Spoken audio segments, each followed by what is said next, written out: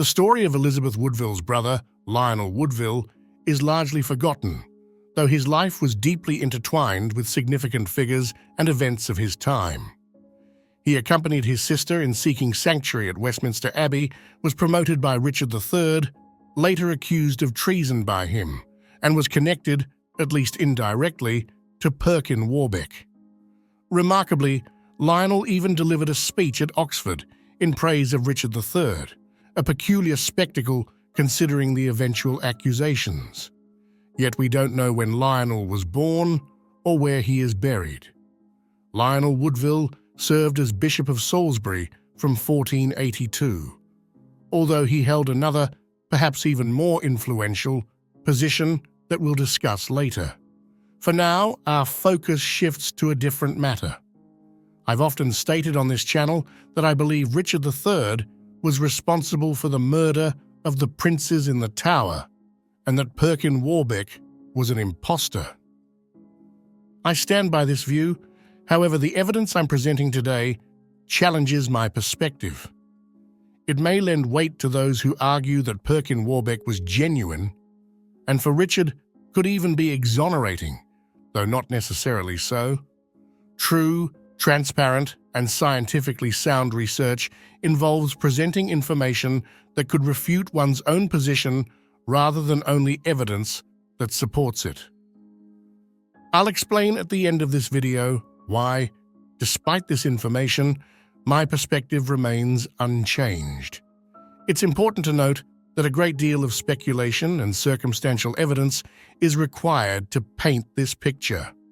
This alone isn't enough to draw a reliable conclusion, but these points are, nonetheless, intriguing. Lionel Woodville was the third son of Richard Woodville and Jacquetta of Luxembourg.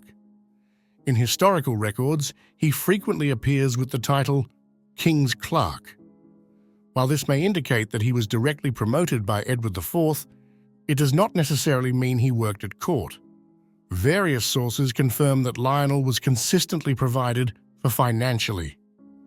Educated at the University of Oxford, Lionel may have been the first person to earn a doctorate there, though I haven't been able to verify this claim, so I present it cautiously. He completed his studies in canon law, and according to historian Wood, Lionel held the rank of inceptor in his field, qualifying him to become a professor. In November 1478, he became the Dean of Exeter, and a year later, he took on the role of Chancellor of the University of Oxford and possibly also Archdeacon of the diocese. Before 1475, Lionel was appointed Master of St. Katharine's Hospital by the Tower, a position often overlooked in discussions of his career, but significant enough to merit more detail in a subsequent section of this video. Additionally, in 1471, Lionel was made chaplain to Edward V. On October 31, 1480, Lionel received a prebendary at St. Paul's Cathedral, a benefice meant to support him financially. By the end of 1481, it was clear he would be appointed Bishop of Salisbury. On November 19, 1481, he received 1,200 marks for custody of the temporalities of the diocese, with a papal provision later confirming his ordination. Lionel's appointment as bishop was assured even before the official legal proceedings concluded. On March 21, 1482, one of his previous positions was reassigned, and a week later, it was announced that Lionel would assume the bishopric of Salisbury. His consecration took place on April 21, 1482. In the turbulent events of 1483, Lionel and his sister Elizabeth Woodville sought sanctuary at Westminster Abbey, though he left prematurely. Initially, Richard III removed Lionel from a peace commission for Dorset in June 1483, but later reinstated him, with another appointment following in July. Notably, Lionel did not attend Richard's coronation. On September 22 and 23, 1483, Lionel was found on the estate of his brother-in-law, Henry Stafford, the Duke of Buckingham, which implicated him in the Buckingham Rebellion and led to him being declared a traitor. Lionel fled and eventually died in exile. His exact date of death is unknown, but must have been before June 23, 1484. Meanwhile, Parliament stripped Lionel of his diocese and appointed Thomas Langton, a loyalist to the House of York, as his successor. Langton prematurely began using the diocese's income, prompting Richard to pardon him in early August 1485, just before the Battle of Bosworth. Now let's delve into the more controversial parts of Lionel Woodville's life. Various sources suggest his birth year could have ranged from 1446 to 1454, making him either around the same age as Richard III or somewhat older. His first significant appointment, recorded in July 1467 as Clerk, Brother of the Queen, would have occurred when he was only 13 if he were born in 1454. While this is not impossible, it suggests Lionel may have been slightly older. It is commonly assumed that Lionel was only in London because he was en route to his nephew's coronation and thus able to flee with his sister to the sanctuary at Westminster. However, his role at St. Katharine's Hospital by the Tower raises the possibility that he may have already been stationed there independently of the coronation events. Richard removed Lionel from the commission on June 3, 1483. The usual interpretation of this action is that Richard distrusted the Queen's brother. However, I believe a simpler reason is more likely. Lionel, being in sanctuary, was unable to participate in the commission. For the commission to operate, Richard had to remove his name. Once Lionel left the sanctuary, he was reinstated. An argument for this is St. Katharine's, which was a royal peculiar, placing all its roles directly under the king's control. Richard never removed Lionel as Master of St. Katharine's, not even when he accused him of treason, suggesting no general mistrust of Lionel. While the exact date of Lionel's departure from the sanctuary is uncertain, it must have occurred between June 9th and June 23rd. On June 9th, Thomas Gray fled sanctuary, and Lionel was still recorded present. However, he rejoined the commission on June 23rd, so it's likely Lionel left sanctuary around June 16th. On this day, Elizabeth Woodville handed over her younger son Richard to the Lord Protector, an act witnessed by the Archbishop of Canterbury and other clergy.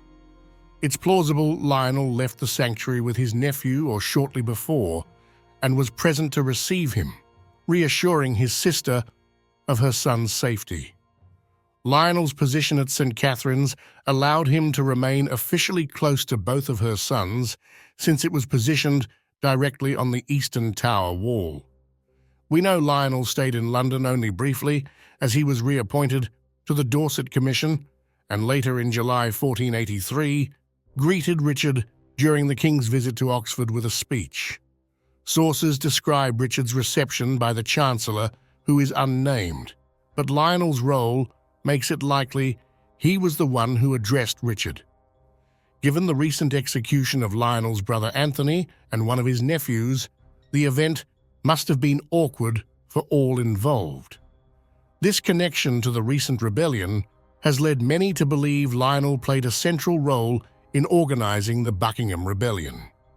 Richard's biographer Paul Murray Kendall, a strong Yorkist, wrote that Lionel, like his father, was a rapacious adventurer in the gown of a bishop. Kendall even described him as haughty. In particular, Lionel was thought to have mobilized Woodville's supporters for the rebellion and maintained his duties as Bishop of Salisbury while at Buckingham's estates.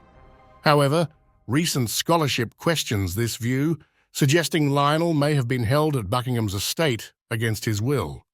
He would not have been alone in such a situation, and until then, he and Richard had seemingly a good relationship. As I mentioned, Richard did not depose Lionel as Master of St. Katharine's. After the rebellion failed, Lionel fled, though his destination remains unclear. Some sources suggest He went to Brittany to join Henry Tudor, as other exiles like John Morton and Peter Courtenay did. Historian Thompson supports this. Alison Weir, citing no sources, claims Lionel was present at his nephew Arthur's baptism, though this baptism occurred years after Lionel's death. This makes her assertion impossible and highlights why I avoid Weir's work in these analyses. Another version of events, traced to a 17th century manuscript, claims Lionel fled to Beaulieu Abbey, where he was granted church asylum and died. This is also the first link between Lionel and Perkin Warbeck, who also fled to Beaulieu Abbey in 1497, though unlike Lionel, Warbeck was extradited. The location of Lionel's grave remains a mystery. Some sources place it in Brittany, while others suggest it was at Beaulieu Abbey, but destroyed in the dissolution of the monasteries in the 16th century. Still, others believe he was buried in one of the church's covered graves at Salisbury. Several episodes from Lionel Woodville's life warrant closer examination. Foremost among these is his position at St. Katharine's by the Tower. He likely delegated the day-to-day responsibilities there to a deputy, allowing him to focus primarily on his work at Oxford. However, during the volatile summer of 1483, Lionel's role at St. Katharine's could have held significant importance. His position there may have granted him access to the Tower, as the hospital's function was to care for those working within it. The summer months would have seen increased activity at the Tower due to the Mint's operation and the preparations for the coronation. Philippa Langley, as part of the Missing Princes project, presented a detailed account of Richard of York, Richard of Shrewsbury, who was reportedly smuggled out of the Tower.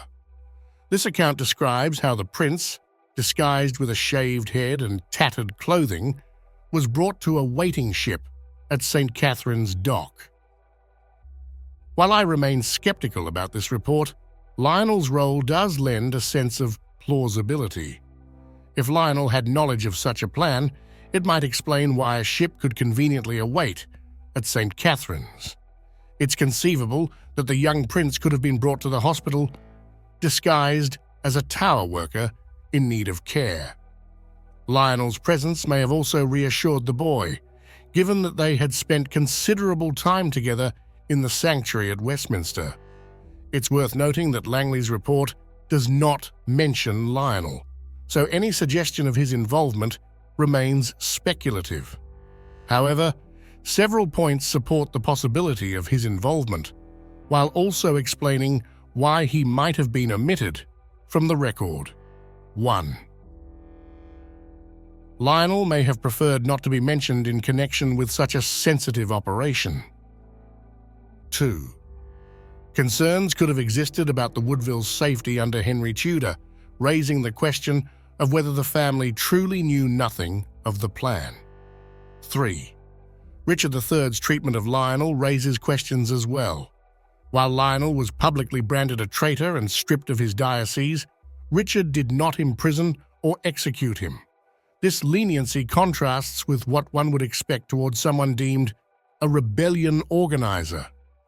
These points don't confirm Lionel's role, but suggest his position at St. Katharine's could have been integral to events far beyond typical ecclesiastical duties. An intriguing question arises. Could Richard III and Lionel Woodville have reached an agreement to save the younger prince, who would later reappear as Perkin Warbeck? Warbeck's choice to seek refuge at Beaulieu Abbey has traditionally been viewed as coincidental.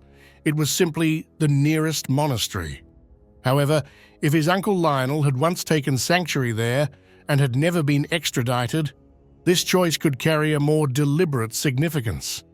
If Warbeck was truly who he claimed to be, he may have known this story. The Abbey's significance extends even further. Anne Neville, Richard III's wife, sought refuge in Beaulieu from the troops of Edward IV and Richard III in 1471, when she was still married to Henry VI's son. This monastery, therefore, held particular meaning as a place of safety and loyalty to those associated with Richard. Since I am already speculating, consider the possibility that Warbeck had previously found sanctuary at Beaulieu as a child.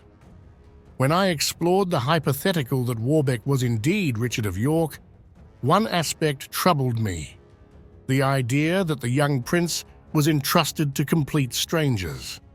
It makes more sense that he might have remained with his uncle Lionel, possibly even fleeing with him to Beaulieu's protection. If Richard III was aware of this arrangement, it could explain why he took no action against Lionel.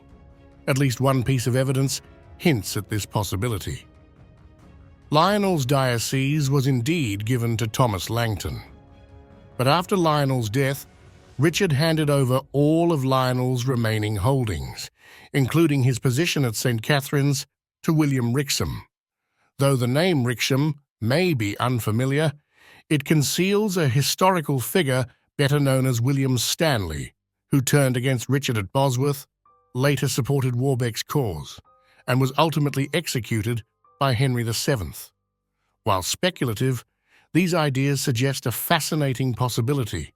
If Stanley took responsibility for the young prince after Lionel's death, it may have been he who arranged to bring him to Burgundy in 1484. This could explain why, a decade later, Stanley was so confident in Warbeck's identity. As we near the end of this video, it's time to explain why I remain unconvinced by these speculations.